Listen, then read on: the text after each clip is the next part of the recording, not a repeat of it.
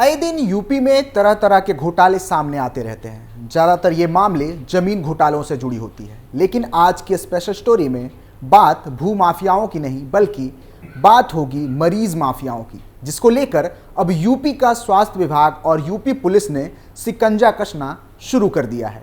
इसके साथ ही बात होगी मरीज माफियाओं से जुड़ी उन तमाम पहलुओं की जिस पर अब योगी का हंटर चल रहा है। कौन है मरीज माफिया जिस पर चल रहा है योगी का हंटर? यूपी पुलिस ने शुरू किया ऑपरेशन मरीज माफिया। योगी राज में अब माफियाओं की खैर नहीं। मरीज माफियाओं के नेटवर्क को तोड़ने के लिए यूपी पुलिस अब गोरखपुर की तर्ज पर पड़ोसी जिलों महाराजगंज, कुशीनगर और देवरिया में नया अभियान चलाने का मन बना चुकी है। इसके लिए डीआईजी आनंद कुलकर्णी ने रेंज के 3 अन्य जिलों के पुलिस कप्तान को पत्र भेजकर अभियान चलाने का निर्देश दिया है। पत्र में गोरखपुर में हुई कार्रवाई का जिक्र करने के साथ ही जांच का तरीका भी समझाया गया है। पुलिस और स्वास्थ्य विभाग की टीम इस मुहिम को मिलकर अंजाम देने का मन बना चुकी है। गोरखपुर में मरीज माफिया पर कार्रवाई होने के बाद आसपास के जिले में हड़कंप मचा हुआ है। मरीज माफियाओं में खौफ का माहौल है। सूत्रों के अनुसार कई ऐसे माफिया हैं जो फिलहाल यूपी पुलिस के डर से कहीं दुबक कर बैठे हैं, तो कई यूपी छोड़कर भागने का सोच रहे हैं। गोरखपुर की कार्रवाई के बाद भी मरीज माफियाओं से जुड़े कई मुद्दे निकलकर सामने आए। अधिकारियों को सूचना मिली थी कि देवरिया, कुशीनगर और महाराजगंज में भी कई ऐसे फर्जी तरीके से नर्सिंग होम संचालित हो रहे हैं जहां डॉक्टर नहीं है। बिना डॉक्टर के ही मरीज को भर्ती किया जाता है और फिर मरीज की जान जाने के बाद ही जानकारी दी जाती है। डॉक्टर के नाम पर अस्पताल का पंजीकरण किया जाता है, लेकिन उस डॉक्टर का कोई अता पता नहीं होता। कई कस्बों में पंजीकरण ना होने के बाद भी अस्पताल का बोर्ड लगातार मरीजों से ठगी कर रहा है। इसके बाद डीआईजी ने इसका संज्ञान लेते हुए 3 जिलों के एसपी को संयुक्त टीम गठित करने का आदेश दिया ताकि ऐसे लोगों पर शिकंजा कसा जा सके। बीआरडी मेडिकल कॉलेज से मरीज की खरीद फरोख्त के मामले में पुलिस की कार्रवाई के बाद अब नामजद आरोपी फरार बताए जा रहे हैं।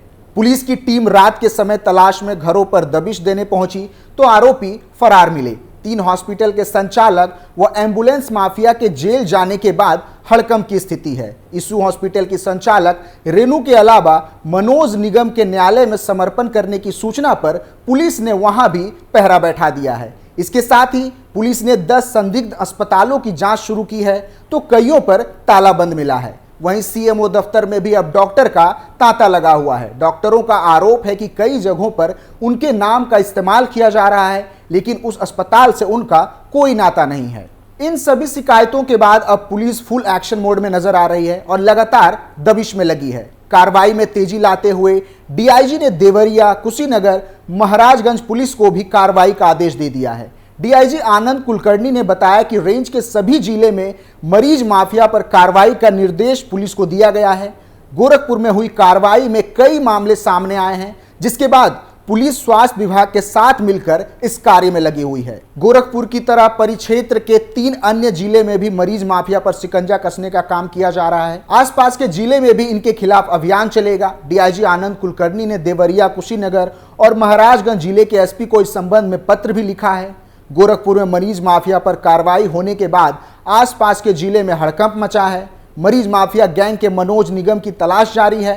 वहीं बीआरडी मेडिकल कॉलेज में 1 सप्ताह से पुलिस टीम रात के समय दलालों की तलाश में पहुंच रही है, लेकिन कोई मिल नहीं पा रहा है। 3 हॉस्पिटल के संचालक व एम्बुलेंस माफिया के जेल जाने के बाद हड़कंप की स्थिति है। इशू हॉस्पिटल के संचालक रेनू के अलावा मनोज निगम के कोर्ट में समर्पण करने की सूचना पर पुलिस ने वहां भी पहरा बैठा दिया है। जिले में अवैध संचालित अस्पतालों के खिलाफ स्वास्थ्य विभाग ने कार्रवाई तेज कर दी है। विभाग ग्रामीण क्षेत्रों में संचालित अवैध अस्पतालों पर भी शिकंजा कस रही है। शुक्रवार को इसकी कमान एसीएमओ डॉक्टर एके चौधरी ने संभाली। इस दौरान उन्होंने छापेमारी कर 2 अस्पतालों को सील कर दिया। साथ ही अस्पताल संचालकों को अस्पताल से संबंधित रजिस्ट्रेशन आदि का कामकाज 2 दिन के अंदर दिखाने का निर्देश दिया है। चौरी चौरा क्षेत्र में शुक्रवार को एडिशनल सीएमओ ने अपनी टीम के साथ मोतीराम अड्डा में प्रकाश हॉस्पिटल पर छापा मारा। मौके पर रजिस्ट्रेशन संबंधित कोई कागजात ना मिलने पर उन्होंने हॉस्पिटल को सील कर दिया। इसके बाद टीम ने तरकुल्हा मंदिर गेट के समीप स्थित मां तलकुल्ही हॉस्पिटल पर छापेमारी की। यहां भी संचालक कोई कागजात नहीं दिखा सका। टीम ने अस्पताल को सील करने की कार्रवाई शुरू की और ऑपरेशन थिएटर को सील कर दिया। साथ ही संचालक को निर्देश दिया कि सारा सामान हटाकर अस्पताल को बंद किया जाए। इतना ही नहीं, स्वास्थ्य विभाग की टीम ने भी मोतीराम अड्डा के इमली चौराहे पर स्थित शोभित मेडिकेयर हॉस्पिटल का निरीक्षण किया। निरीक्षण के बाद अस्पताल में ना डॉक्टर मिले ना मरीज। इसके बाद टीम ने हॉस्पिटल के गेट पर नोटिस चिपका दिया। नोटिस में निर्देश दिया कि 2 दिन के अंदर अस्पताल से संबंधित कागजात कार्यालय में प्रस्तुत करे, अन्यथा अस्पताल को सील कर दिया जाएगा। कैसे हुआ गोरखपुर मरीज माफियाओं का पर्दाफाश? इसकी शुरुआत तब हुई जब गोरखपुर पुलिस को कुछ प्राइवेट हॉस्पिटल के बारे में खबर मिली कि वहां इलाज के नाम पर मरीजों को लूटा जा रहा है। इतना ही नहीं, डॉक्टरों के नाम पर अनट्रेंड लोग मरीजों का इलाज कर रहे हैं। ये खबर मिलने के बाद पुलिस हरकत में आती है और एक शहर के एक अस्पताल पर छापा मारती है। पुलिस जब अस्पताल के आईसीयू में पहुंचती है तो ये देखकर दंग रह जाती है कि वहां 2 दिन पहले मर चुके एक शख्स को ऑक्सीजन मास्क लगाकर उसका इलाज किया जा रहा था, या यूं कहे कि उस अस्पताल में एक मुर्दे का इलाज किया जा रहा था। क्या है इस गोरख धंधे की पूरी कहानी? पैसों के लिए मरीजों की जान चली जाने के बाद भी उन्हें आईसीयू में रखकर इलाज का ड्रामा करने की शिकायतें अक्सर सुनने में आती हैं, लेकिन किसी रोज सचमुच ऐसा देखने को मिल जाए और ऐसी करतूत करने वाले डॉक्टर रंगे हाथों पकड़े जाए, ये किसी ने नहीं सोचा था। लेकिन यूपी के शहर गोरखपुर में ऐसा ही हो गया। अस्पताल में हो रहा था लाश का इलाज। हुआ यूं कि पुलिस, जिला प्रशासन और स्वास्थ्य विभाग की टीम निजी अस्पतालों में इलाज के नाम पर लोगों को लूटने और ब्लैकमेल करने की शिकायतों की जांच करती हुई अलग अलग अस्पतालों में छापेमारी कर रही थी। और इसी छापेमारी के दौरान उन्हें इस ईशू नामक अस्पताल में कुछ ऐसा दिखा जो सोच से परे था। यहाँ अस्पताल के आईसीयू में डॉक्टर ने एक लाश को ऑक्सीजन मास्क लगाकर छोड़ दिया था और ये बता रहे थे कि मरीज का इलाज चल रहा था, जबकि छापेमारी से काफी पहले ही मरीज की जान जा चुकी थी। वो छापे से 2 दिन पहले ही मर चुका था। छापेमारी करने पहुंची पुलिस और खुद जिले के सीएमओ ने जब ये मंजर देखा तो हैरान रह गए। इसके बाद उन्होंने ना सिर्फ अस्पताल के मालिक पर कार्रवाई के आदेश दिए, बल्कि अस्पताल के मुलजिमों को गिरफ्तार कर लिया और अस्पताल को सील कर दिया। बिना डॉक्टर चल रहा था अस्पताल। अब देवरिया के रहने वाले शिव बालक प्रसाद की बात करें तो 72 साल के प्रसाद की तबीयत जब अचानक बिगड़ी तो उसके बेटे पहले उन्हें लेकर देवरिया के महर्षि देवहारा बाबा मेडिकल कॉलेज अस्पताल पहुंचे। वहां कुछ देर इलाज के बाद उन्हें बीआरडी गोरखपुर रेफर कर दिया गया, लेकिन इसके बाद वो मेडिकल माफिया के रैकेट में फंस गए, जिन्होंने मरीज और उसके घर वालों को अलग अलग जगह घुमाते हुए आखिरकार उन्हें ईशू अस्पताल में भर्ती करा दिया, जहां उन्हें डॉक्टर ही नहीं मिले। यूपी में मेडिकल माफिया का बोलबाला। असल में गोरखपुर समेत उत्तर प्रदेश के कई जिलों में सालों से चिकित्सा माफिया का बोलबाला चलता रहा है। इनके काम करने का तरीका भी बहुत ही सरल होता है। इनके एजेंट सरकारी अस्पतालों में छुपे होते हैं। वो कोई वार्ड बॉय होता है, फार्मासिस्ट होता है या फिर कोई डॉक्टर।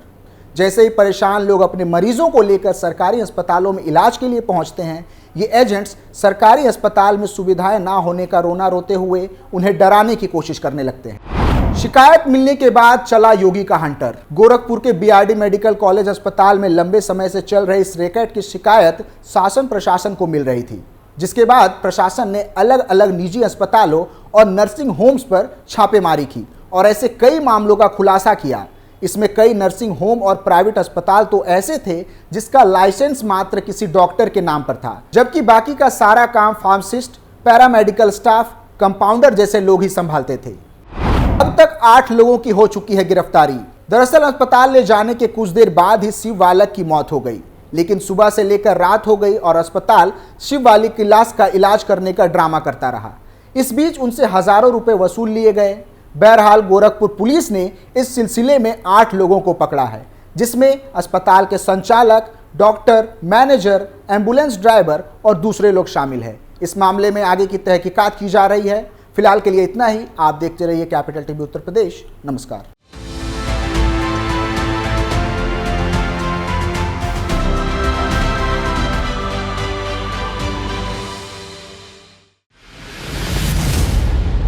मैं राजनीति करता नहीं, पर राजनीति को बहुत गहरे तक समझता हूं। मैं लोगों के बीच रहता हूं, लोगों के मन को अच्छे से जानता हूं।